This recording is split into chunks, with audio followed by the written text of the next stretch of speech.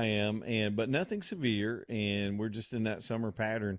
Just know you could get caught up in some of that if you're out doing your Friday afternoon commute, or some folks still trying to get that last minute vacation or down to the beach before the school year starts back. I get that. A lot of traffic moving through Birmingham. If you're traveling through here, y'all slow it down. Fridays can be kind of weird with our traffic, but these storms could prove to be a little bit disruptive this afternoon, and we will continue to take a look at the radar and keep up with those as they roll through this afternoon. Just really loud and rumbly outside the studio. I'd like to say we need the rain, but we really don't. I want it to stop for just a little bit, like most of y'all. All right, let's get cranked up with our first sponsor this hour, of course, is Birmingham Broker. Craig and Keith and that team down there helping you unload those vehicles from time to time. You just got to sell. It's time to get that thing sold and traded because you need something else. And if you're in that position right now, just consider Birmingham Broker and their services. They'll basically help you unload the car you have now for a retail price. And that's so key. I've talked about this quite a bit lately. It used to be a couple of grand was the difference between the wholesale and the retail price back in the day. You were always haggling over that last $2,000 at the dealership. And I don't blame the dealers. I'm not even faulting them. Their job is to buy low and sell high. So when they take your car from you, they're going to give you bottom dollar. No matter what they say, they're going to give you wholesale because they've got to turn around and unload that car on the retail market. That's their business.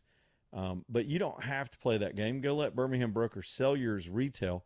The difference nowadays can be several $1,000s. In fact, we found out, traded a previous sort of mid-size SUV for a bigger Suburban with the back seat. We got to have those third rows. She needed a mama wagon. So the difference in what a dealer offered wholesale versus what Birmingham Broker got us for that car was $8,000. I said $8,000. So don't get in too big a hurry. Take it down to Birmingham Broker and let them get it out there on the market, get it sold. They do all the work. You get the check. Then you're in a better position to go find the car you want and get that one too. BHAMBroker.com, downtown Birmingham, 4th Avenue South, BHAMBroker.com. All right, absent any phone calls, and we'll get on those here in just a little bit. We already kind of started on the phones a little bit earlier today, and we can do whatever y'all want today. It's not a super heavy news day, but I did notice something today while I'm watching the news is that you can tell, I know we've still got the midterms to get through. And again, the midterms is not one big national race. We sort of treat it like that. It's a bunch of little small races. It's little races all around the country in these congressional districts and a couple of big statewide races. And so it's a little harder to gauge. You could have a state that's pissed off right now and they don't like anything and think the country's on the wrong track. But if they don't have a Senate election going on, all they've got is their Congress, and all these districts are drawn in such a way that they favor particular parties. A lot of the Congress has already been decided. In other words, Alabama, for example, we're a 6-1 state, and even though we've got to do a redo in the primary for a couple of the congressional districts, those 6 districts are pretty much going to stay Republican. We got this one specially drawn Democrat district, so there's no change. Unless there's a party shakeup, there's no change.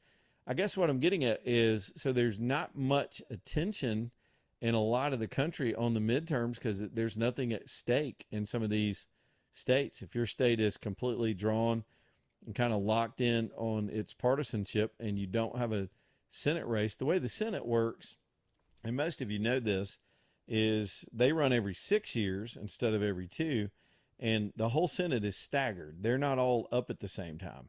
So every 2 years, there's a different group of senators that are up somewhere in the country, with each state having 2. Generally, states don't have both of their senators up at the same time. So even a state will have staggered Senate races between the 2 seats each state has. So some states it's not even a big deal this year. So for that reason, and because nowadays campaigns have gotten so expensive and we know Trump's a lame duck, he's not running again, the presidential races have already started. It's not formal. There's never a formal day when they start. There's still a long way between qualifying. But if you aren't getting out there and fundraising and keeping your visibility and getting your name talked about right now, 2.5 years out almost, well, technically 2 years and 3 months out before the actual election, you're behind. So I'm starting to see it. You're starting to see this week alone, I've seen JD Vance sit down to at least 3 different television networks doing exclusive interviews. He just had a kid.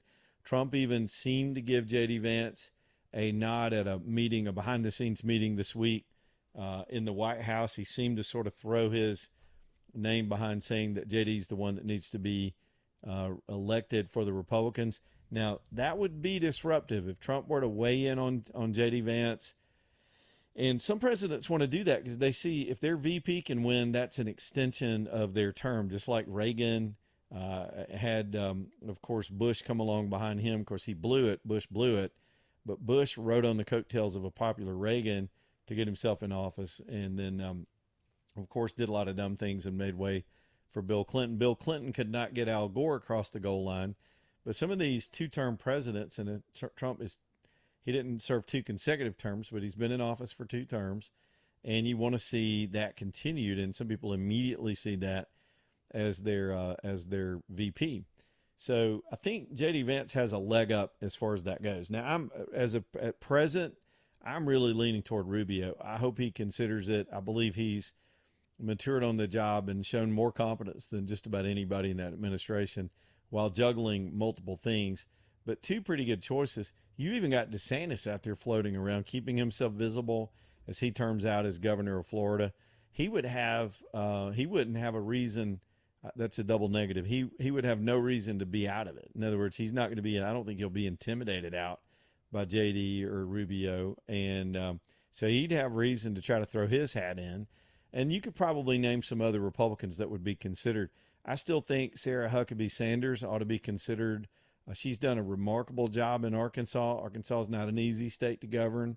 It's a southern state with some challenges like us, but they have, as far as I can measure, outside of DeSantis, as for southern states, solidly Republican southern states, Arkansas is humming along. She's done a lot of stuff there that's commendable. She, too, has sort of grown in this role. I saw her being interviewed a few weeks ago, and I thought, man, she's really more polished, even though at one point she was a presidential spokesperson and very much knows how to handle the media and grew up in this environment with her father's celebrity and media exposure and running for president himself.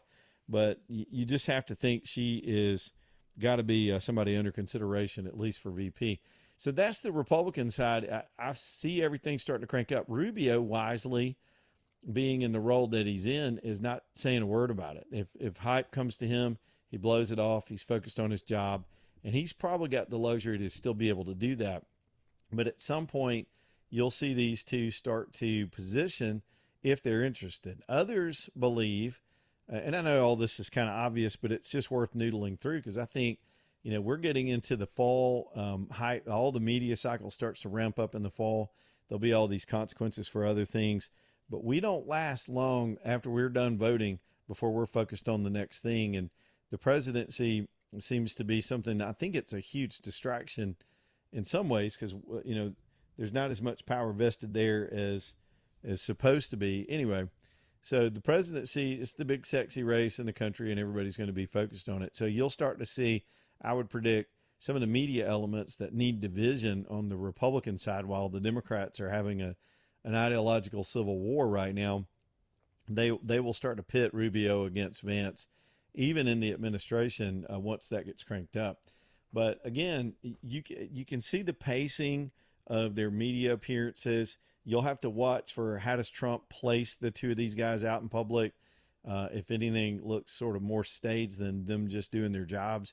In other words, JD, for example, will go over probably to the Senate today and cast a tie-breaking vote on Todd Blanche. That'll give him some publicity. So point being, here we go with all that, whether we're ready for it or not. It's just going to be almost nonstop between here and 2 freaking years from now, which used to be unheard of.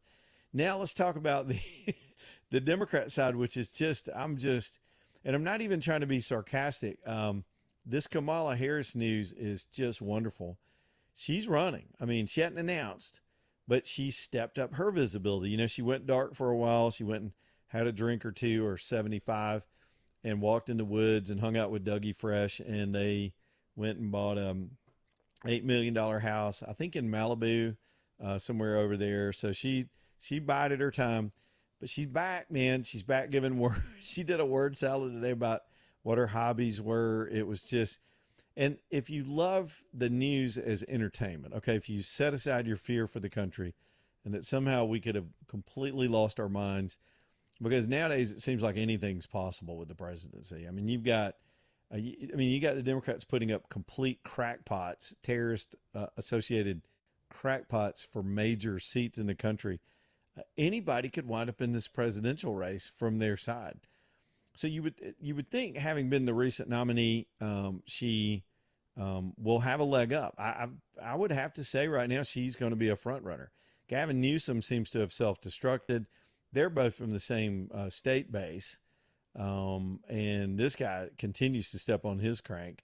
And she was the most recent nominee. The other thing that helps her tremendously is the state of South Carolina. The Democrats have voted to move their primaries to pull South Carolina up as the first primary. I think they jumped New Hampshire, or I could be saying caucus. I got to go get that straight in my mind, because one state, New Hampshire, does a primary, Iowa does a caucus, and they just jumped over one of them because they think Iowa and New Hampshire are too white and don't reflect the diversity that they're always going for with the party. South Carolina has many more black voters, particularly in the in the Democrat Party. So, and then you've got James Clyburn over there that was the kingmaker the last time for Biden. That'll give her a leg up if she plays, which she will. She's like a tuba with one note, and that one note is trying to play the race card, and she will, and that'll be fine. That's Democrat politics. They're identity oriented. So, but now, outside of the identity stuff, you got a real challenge going on, and it's amazing to me to see this happening. But again, I'll just get the Orville Redenbacher and watch them go at it. These new socialist folks, that's creating, and we've talked about a lot this week. Most shows have about socialism itself and how dangerous it is and how stupid it is, and how, in my estimation, we did not educate this younger generation on the ravages of it, and they're going to have to figure it out for themselves, that it's one of the more foolish ideologies in the history of mankind. But they're gullible and they're desperate right now, and there are some serious things they want addressed, and so it has an appeal and it's got a lot of energy. Well, that's created something I didn't expect, which is a deep racial divide on the Democrat side over these new socialists. Let me try to explain this. Because again, I'm watching this through a window out on the street. I'm peeking through the window watching the Democrat five and dime burn down. So in the most recent primary elections, black voters, particularly in Michigan, did not vote for this Abdul socialist guy up there at all. They don't like those policies. They don't see a benefit in them. And one of these podcaster types, this guy named Hassan Piker, I know nothing about him. Never seen him except for a clip this morning. Somebody had put together some highlights. This guy is as bigoted as anybody you'll ever see on behalf of Muslims and radicalism, but against black people, white people, traditional people in the country. So even though there's been this deep effort to pit us against each other based on race alone, sometimes when things get crazy, we start realizing, and I mean this, I think it's down, maybe I'm just being optimistic, but we start to realize what we have in common. When people that are really foreign to the American experience, we've got things in common, black, white, indigenous people that have been here, brown folks, that make us uniquely American, that we all still get, we all still want to believe in as a country. Those things united us up until somewhere in the late 2000s when racial division took over. And some of that's fallen by the wayside. But now here comes a whole nother element that wants to replace all that with pure ideology. Okay. So let me see if I can break this down into plain English. There's one model that just pits people against each other by skin color, and that's simplistic and moronic and stupid, but it's kind of how we do things. Whatever you look like in the mirror is supposed to be how you vote. And they've run that model for a long time. Now it's failing them. That would be the Democrats. And now have these DSA people, they're beyond that. They're so radical that their pitch and their approach is purely ideological. Now they'll still try to play the collection of collections game and pull groups of that have a common enemy together for sure. That's what you see with the commies and the Islamists. They hate the country. They're un-American people. They hate this country, and that's what they have in common. They'll eventually go to war with each other. But right out of the gate, the socialists are pissing off African American voters in some of these early primaries, and now there's been a concerted effort to raise money to shut them up, to crush them out, and to pull the Democrats away from that nonsense.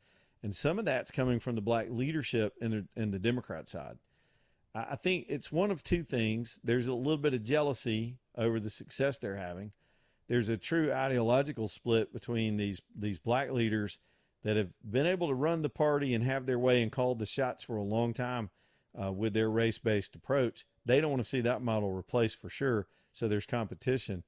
But there's some genuine serious issues between the two that they do not agree on. And so that fight, it's much deeper and it's much serious, and that's where you get, rather than talking heads on the TV yelling at each other over the dumb things they do on CNN every night, on their panel shows over superficial things, this is getting into the business model of the Democrat Party. Who is going to be put out there and how are they going to go to war with each other? So these factions are starting to line up too. They've got their eyes on 28. They're looking towards South Carolina. You've got Clyburn's model, which would try to push Kamala Harris, and then you've got these nut jobs that could put anybody up. And it's going to be their party that decides, their primaries, their money that they spend, their distraction. And they're not going to have Trump to have a single focus, to have a single villain to unite themselves. They'll just have their own little fight over how they want to run things in the future. And it's fascinating, but we've seen this before with political parties. The Republicans, before that, you had the break apart of the Whig Party. And for similar reasons, similar things in history, where parties just can't go forward together anymore. Where does that leave people in the moderation part in the middle? Lost.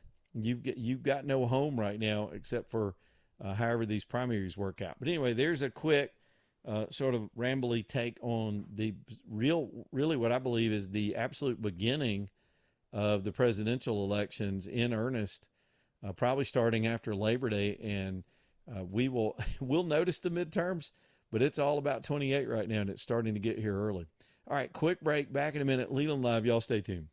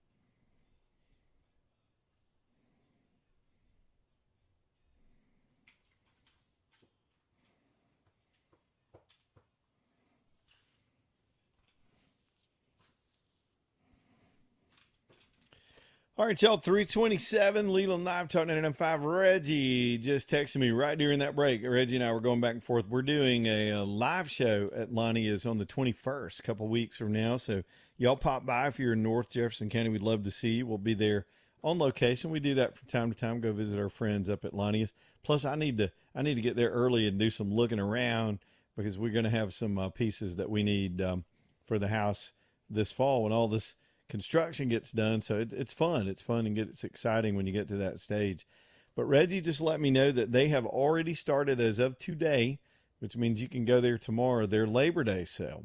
Furniture stores traditionally all over the country will do Labor Day sales, and you're just not going to beat what they do at Lonnie is one, because you've already got, when you go in there, you've got the best selection, the best quality in the country. They just have American made stuff, some stuff made overseas, but it's the highest quality stuff like those stressless brands, up to date styles. If you're trying to modernize and get things looking a little bit freshened up in your home, they've got professional stylists like Arlene back there that can really help you pull it together. There's so many decisions.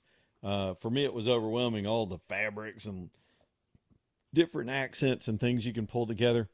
But they have cranked up their Labor Day sale. You can save up to $1,500 on a lot of these recliners and sectionals that they brought in. They've got some whole leather sectionals, motion sectionals starting at $2,200.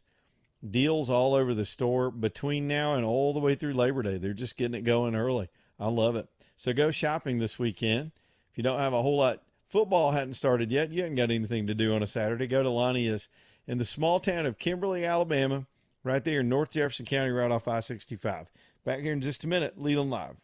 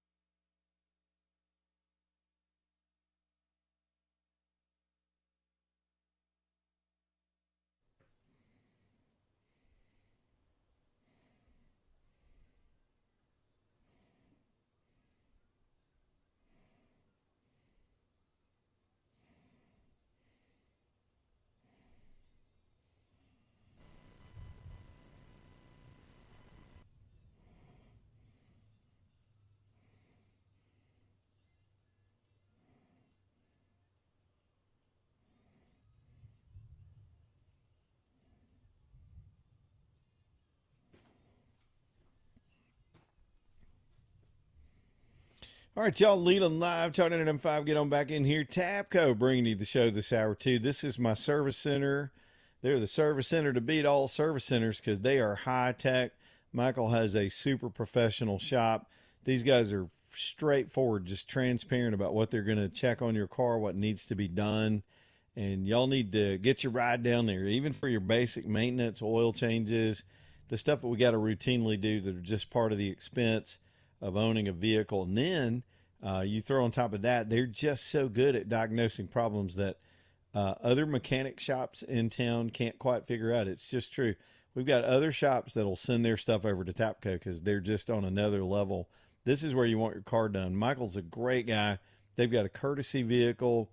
If you work, I guess, pretty close to downtown Birmingham, you got to be reasonable. But they'll give you a courtesy ride back to work if you want to drop off in the morning, get you back to your car that evening or the next day to save you some trouble. And again, they're really good at sorting out things. Say you go to them for your service work and suddenly that daggum light on the dash comes on, some weird symbol. You don't even know what it is. I know my heart sinks. I think, oh, man, here comes another $1,000. May not be that at all. Maybe something sensible. Sensors go out all the time. There are hundreds of them on cars now.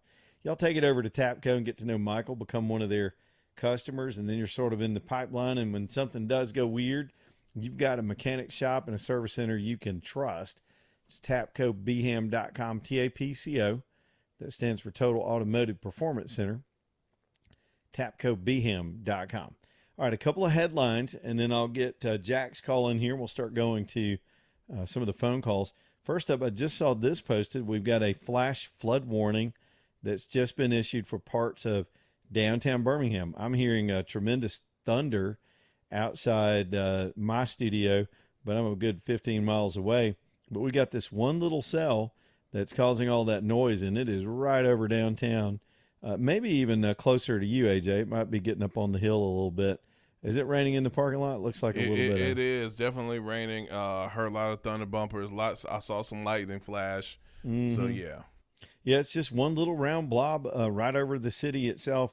And, you know, everything downtown's pretty flat once you get off Red Mountain. And so there's some prone areas down there where the drainage systems can get clogged up. And this thing's pulling a lot of wind into it, too. It's got its own little weather system. Now, the reason I think for the flood warning is these cells aren't moving a whole lot. These are those summertime cells. If you're under one, especially over to most of this is kind of all the way over to Ellick City now. So that's our biggest trouble spot right now in the Birmingham sort of metro areas, right downtown. When they bubble up in the afternoon heat, they just don't go anywhere. They just kind of hang out till they rain themselves out and they drift a little bit. So you get a lot of rain in a short amount of time because it's not, as opposed to a front that just kind of moves on through quickly. These things just sit on us. So again, a flood warning for downtown Birmingham right now. If you're out and about, try to skip that. And if you're coming through, just again, be patient. It is Friday. Friday afternoon drive time starts a little bit earlier than some of the other drive times in the rest of the week. People just get on the way a little bit earlier. So usually about 3 o'clock, traffic gets heavy. So watch out for all the rain downtown. Now, we had a couple other little things. There's just been a ruling about the Southern Poverty Law Center and the legal action that was brought against them by Justice. A federal judge has just thrown out their attempt to get the case dismissed. Not unusual. That's the first thing you're going to do if you wind up in court. You're going to try to get the case thrown out, and that did not happen for them. He also rejected their move to try to establish discovery over, quote, the motives of the Justice Department of going after them. This is an insidious organization that had a pretty good founding and had a decent mission years and years ago, but they turned it into a shakedown operation and a blackmail operation. And a lot of the stuff they were doing, the fraudulent stuff that we found out about, they were funding the damn Klan so they'd have an enemy to go fundraise about. It just shows you how much of what we are reading about and watching on television is just theater. It's just all stagecraft to keep us tensed up and to keep money flowing into all these various groups. So we'll let the Justice Department case play itself out with that news this afternoon. Good news for Justice. They need to stay on these bastards. All right, let's go to Jack, who's over on line 3. He's up next. What's up, Jack? What's on your mind? Hey, Leland. I know this is probably completely off topic and subject to what you want. I'm not very able to use the internet. I'm not very good at it. Yeah. I wasn't. I didn't grow up with it, and I'm trying to find a bicycle. And I know this is completely off topic. Can I ask people to sell me a bicycle? Well, what do you need a bicycle for? I need to put a motor on it so I can get back and forth to work. Why don't you just get you a little motorcycle? I can't afford that, Leo. I understand. Do you have a motor already? Yes, sir. I bought one, but it don't fit my bike. All right. Well, what kind of bike are you looking for? Just a bicycle frame that'll fit on. Well, look, I've got one I'll give you. I don't want you to give it to me. I want to buy it. Well, you can pay for it with good phone calls to the show. Yes, sir. You can pay me in just entertaining us every now and then. Tell us about your project as you go along. We just got to figure out how to get together on it. But I have a very nice, it's kind of a Beachcomber. I've already put new tires on it, and it's out there in my barn. And I was literally looking at it the other day thinking I'm never going to really ride that anymore. And I'd be happy to give it to you if you could make some good use out of it. How about that? I would appreciate that. Where do you live? Talladega. Okay, well, you're not too far away. Give Yes, AJ sir. your number, and it may be next week before I can get to you, but I'll get it from him Yes, and sir. try to connect that with you some way, or maybe I can get. I would leave it at the radio station, but we never have people there to help out anymore because we stay pretty sir. busy. But I'd love to help you out with that, and I'd love to know that's been a good bike for me. It's a good looking bike, but I'd love it if you could convert it. I don't even know what kind of engine would you put on it? Well, I have a 100cc motor that I bought offline, and it don't fit the triangle underneath the seat. So it's too big. Yeah, yes, sir. Well, this one may. It's only about 23 centimeters Yeah. in length, but the carburetor is stopping it from. Yeah, it won't fit in there. Man, you're going back Yes, to the early Harley Davidsons. They were just bicycles with motors on them, to be real. Yes, And sir. well, how far do you have to go to work? It's about 15 miles. Okay. And it's pretty flat terrain, or that motor will help this thing get on down the road? Yes, sir. Well, let's see. AJ's going to take your digits down, and I'll find a way to get in touch with you, and we'll see if we can find a way to do the exchange, and hopefully, but I want pictures to see how the motor Yes, sir. looks on it. I need you to, and maybe I need to measure some things on it to make sure it's going to work. 'Cause there's no point in all that if it's going to Is be. there a big triangle underneath the seat? How big Yeah. is the triangle underneath the seat? You know, I hadn't That's looked what at I it in a need. while. It's a Beachcomber style bike. I just used it. Okay. I'd throw it on the back of the when I do RV trips and use it, just cruise around a campground or something. Yes, But it's a 26-inch men's bike, so there's probably as much space as you're going to get. It does have this weird slopey kind of bar on it, but I think you could actually remove that if you're handy enough to put an engine on it. You might be able to cut that part of the frame off and still make it fit. Yes, sir. Is there any way you could send me a photo of it? Yeah, let AJ get your information, and I'll try to email you something or text you or whatever. Yes, sir. Thank you very much, Leland. Well, Jack, you're I don't welcome, want man. that. I just wanted to ask anybody if they could sell me a bike. Well, I mean, they're for That's sale all I everywhere. was If you find one, I will tell you that I've some of been the looking online. yeah, and, they're everywhere, man. Yes, sir. I'm If you looking go down, online, look, but I can't get there. Go That's down the to problem. yeah, that's the other part, I guess. So, and of course that would be the other That's my logistical part of problem. that'd be the other logistical part is me getting it to you. I could throw it on the truck and get it to you, Jack. We'll make that happen for you somehow. Yes, sir. All right, man. Leland, thank you. You got it, brother. I appreciate your effort. And anybody that wants to get up and go to work bad enough to ride a bicycle is my kind of guy. So we'll try to figure this out. Okay. All right, AJ. I guess AJ's getting his stuff right now. Well, that was unexpected. I told y'all we'd take your phone calls, whatever you got on your mind tonight. And that number is 545-9950. Is there anything else I can give away this afternoon? I do have some things that are in the way. Michelson Laser Vision bringing you the show tonight. That's Dr. Mark and Dr. Jennifer, and that's my place where I go to get my eyes checked. I just trust them. Now, I knew the Michelson reputation years before I ever went in the doors of the place because, you know, a lot of my friends had done LASIK with them and just raved about it. And I just poo-pooed it like you probably do me every day when I start talking about how great it's been. Some of y'all are in glasses and contacts and you just sort of zone out because you're just not interested. But you're making a mistake. I was making a mistake. For 10 years, that reluctance cost me being able to see all the time and not have all those problems with glasses and contacts that you have. I remember when I knew I was done with them, I was working on one of my vehicles. I was crawled over in there on a sweaty day like today, and my glasses just kept sliding down my nose, and sweat was just pouring off my head, getting on the lenses. I kept shoving them back up on my nose, and hands were greasy. You know, you get all dirty and you can't touch anything, and I'm trying to get something out of this Jeep, and I'm over down in there, and my glasses keep sliding on my face.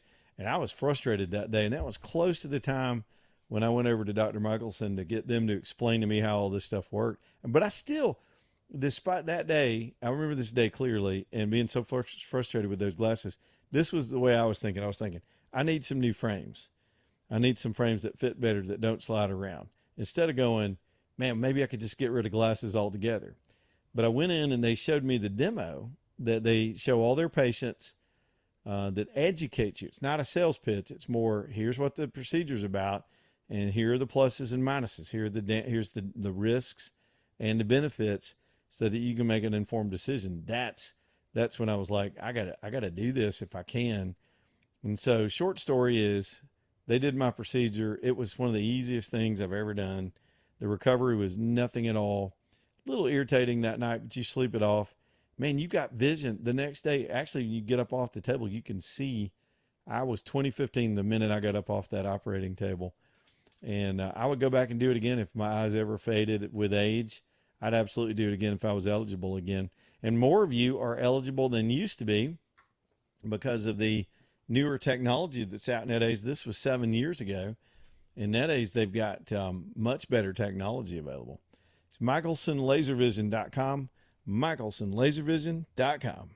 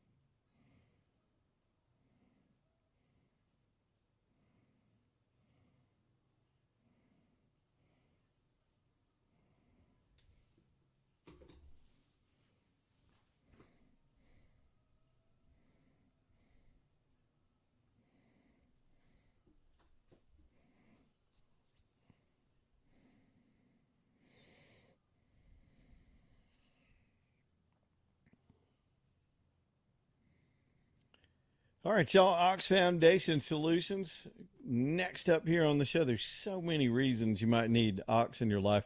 None of them are really good. Usually it's cracks or shifts or water coming in or something that's uneven. And the worst to me, I mean, maybe the real worst is a whole house that's slipping, but man, mold.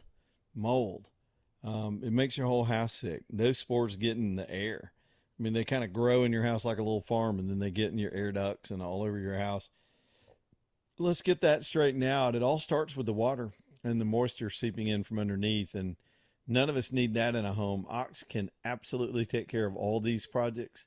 They do all of the services, even driveways and sidewalks that have slipped and cracked and are becoming uneven. They've got this sort of polymer system that jacks it all up and levels it out, makes it look good again. So you're not tripping up with your grocery bags in your arms. Isn't that crazy? Oxstrong.com. They'll be coming out working on my project as well, doing some encapsulation. 100% need to get that done with any kind of crawl space. It is oxstrong.com. Y'all reach out to them. You'll see their trucks running around. They've just got sharp folks, good-looking trucks, highly trained people, and they do all of it. Cracks, shifts, water removal, mold, encapsulation, leveling. It's the whole team. Oxstrong.com. oxstrong.com. Y'all are so nice in this audience. We had that phone call from Jack, and thank you, AJ, for getting his number for me. And I'll try to get all together with that here in a little bit. It's hard to do that and get the show done. But one of our listeners, Tim, and I think I know Tim, he reached out and said, man, I'll come and get that bike before you can get it to him. He lives over that way. And that's just so nice too. And I got a list of projects a mile long I got to try to do this weekend. But if I got to stop everything to get that done, we'll get that done this weekend. It's not that big a deal, but I tell you, it was something about Jack's voice, the sincerity of it, the honor in his voice, that he didn't want any charity. I grew up in that culture. You don't want to be handed anything. You're willing to do your part. And there's so much of that that's respectable. In a world nowadays where you've got, just politically, I'll tie it into our modern political discussion, you've got a whole generation of people with their hands out, expecting that the government stealing from other people owes them something, that something should be given to them rather than earned. And that's the sort of cosmic flip that we're having in our thinking right now in this country. But I come from the old school culture. It's not just a Southern thing either. There are so many parts of this country that still believe in hard work and decency. And, that's another contrast that we've been talking about with this reproach of socialism that's suddenly in the news every single day, is that one group believes in entitlement, which means that when you're born, you're entitled to be given these things. Like they'll talk about during the days when we were talking about trying to pass Obamacare, they were talking about the right to health care. And that's a little bit of a misnomer. They're not talking about a right to health care. Nobody's preventing you from getting health care. Now, it's expensive, and we've got the best health care system in the world despite all of its flaws, and it's got many. But what you're talking about is the right to have somebody else pay for your health care. There's no right to health care in particular. What you're demanding is that somebody else pay for it, because government doesn't just make up money out of thin air. Even when they print it, we pay for it eventually. And so now they want the right to food. They want a right to housing. They want a right to transportation. They want free buses. They want free everything. And that's not what made us a powerful and great nation. That's not what made us free. And none of them ever talk about freedom or individuality or your right to live your own life and be left alone. But there's still a mass of people, and I still believe we're the majority, despite the slipping demographics and things that are changing at a rapid pace in this country. Despite all that, we still come from a nation of people that do prioritize hard work. And if one generation does not hand that off to the next generation, we're done. We've had demographic stuff this week alone about more men staying home and out of the workplace than women. There were some new jobs numbers today, and I'm sure there'll be some statistics in there with that. We had numbers this week about young people staying home till they're 35. Now, I get that. I'm not even criticizing families that do that, because that's family looking out for family, and that's another honored institution. But at some point, you're going to lose the men. You're going to lose the men taking it upon their shoulders that it's their responsibility to get out there and be providers, or to get off the couch and get off the video game and go to damn work and be there on time. Because what happens is, as these internet addictions and social media addictions and tech addictions and lethargy that creeps in with this generation, when they can't be productive and they realize their needs are not being met, they stick their hand out and they start looking around for a system that will provide that so they can continue to be unproductive. That is not the world I come from. I come from a very impoverished part of the state, but even there, after the factories packed up and left, people still had a decency about them that you got to get up and go to work. The axiom in those days was, if you don't work, you don't eat. And that's what keeps people moving. So here's Jack, who calls in and he wants a bike, not to go ride down the street or for fun. Man's trying to get to work. He's trying to get to a job. And there's just, I don't know, that just clicked with me. So there's that. One other headline that just popped out a second ago too, and I do not believe it. I'll believe it when I see it, but there's this buzz coming out of the United States Senate that they're going to try to wedge the Save America Act into a reconciliation bill on the floor this afternoon. They're trying to call the bill so that they can put it in something that's teed up for this afternoon, and with 50 votes plus J.D. Vance, shove it through. I still think it's too late for anything meaningful to come of it prior to the midterms, because you got a lot of problems in these states. The minute something like that were to pass, there's going to be an immediate lawsuit. Like we just had one today where a 3-judge D.C. panel decided Trump had to stop working on the ballroom. They've already torn down the East Wing. They've already dug out the infrastructure for the military stuff that's underneath the White House. And this 3-judge panel, this unelected panel, thinks they can just stop the whole project. So they'll judge shop in the federal courts and try to stop the SAVE Act. And I really am just dubious that if the Senate finds their testicles and shoves it through tonight so they can all go home. Now that tactic is putting some good pressure on them. The tactic of threatening their vacations. That's how you motivate the Senate. They had this semi movement that they would all stay in town. They've never done that. So we'll see what they do this afternoon. I'm not sure if it could happen in the context of the next 2 hours, but we got our eyes on it. And I see JJ over there. Well, JJ, you hang on. Let's get this top of the hour break in here, and we'll go to your call and the rest of y'all too. 545-9950 Leland Live, Talk 99.5. Y'all stay tuned.